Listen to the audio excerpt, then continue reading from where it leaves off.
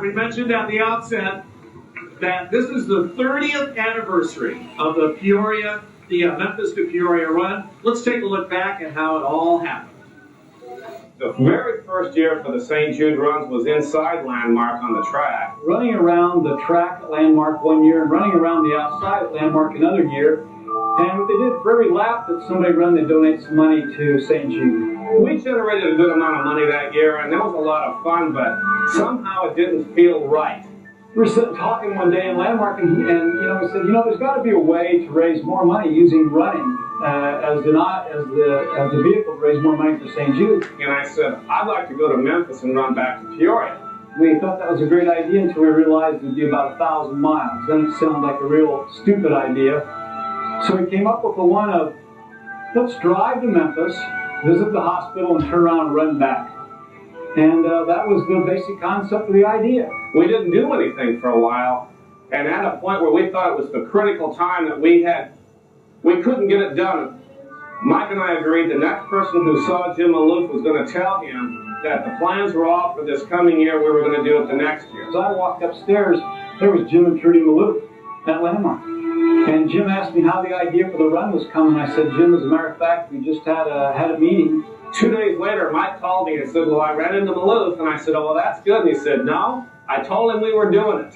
I didn't know what would happen. Gene says, okay, we've committed to do it, so let's do it. So we worked on it for the next year. We put an ad in the paper. We ran an ad in the paper and said, anyone wanting to run long distance for a charity event, meet at Landmark at 7 o'clock one night. 19 people showed up the first year. Oh, this was the biggest fiasco if people could ever imagine. In fact, we had no clue about how we were going to do it. South-West Kiwanis Club, we went to them, they gave us $500, and we thought that was just about all the money in the world. We were so excited to have $500 to buy gas and to buy some soda and hamburger. On the way down across the Murray Baker Bridge, the first motorhome caught on fire and we had to abandon it. So we pulled across the road and we started throwing everything out of the motorhome, and Ray Becker's motorhome sat there on 74 and burned up the first year. And we didn't anticipate the heat, the humidity, the needs for water. We never took any water. We didn't know how important water was. We took some soda, but we didn't understand yet. We were all new to this. We took fresh fruit and we took cold cuts and peanut butter and bread and that. We cooked over campfires the first couple of years. We begged for food. It just didn't seem to work out very well. The people were so tired and so exhausted that even fixing a sandwich for themselves seemed to be an awful lot of work. Halfway during it the first year, we only had one team, and halfway through, we realized that people can't stay awake for 5 days. The word mutiny could be appropriate on the third day. There were people who were ready to abandon the whole project. In the end, Danny Joe Maloof went along as more of our troubleshooter, and between Danny Joe and Gene and I, we convinced everybody that this was going to be a pretty cool event. We just need to stick it out, and it would get better. And at the time, if you remember, we were having a telethon at the studios out of Channel 25.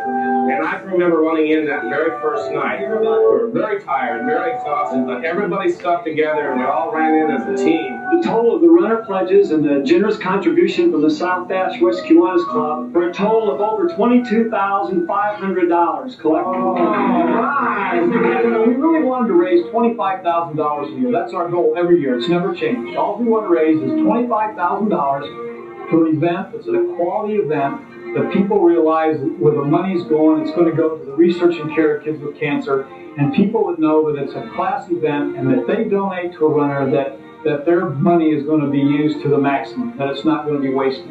And so every year we just continue to play on that $25,000. That's what we want to raise. And each year, obviously, it's got a little bit better and a little bit bigger.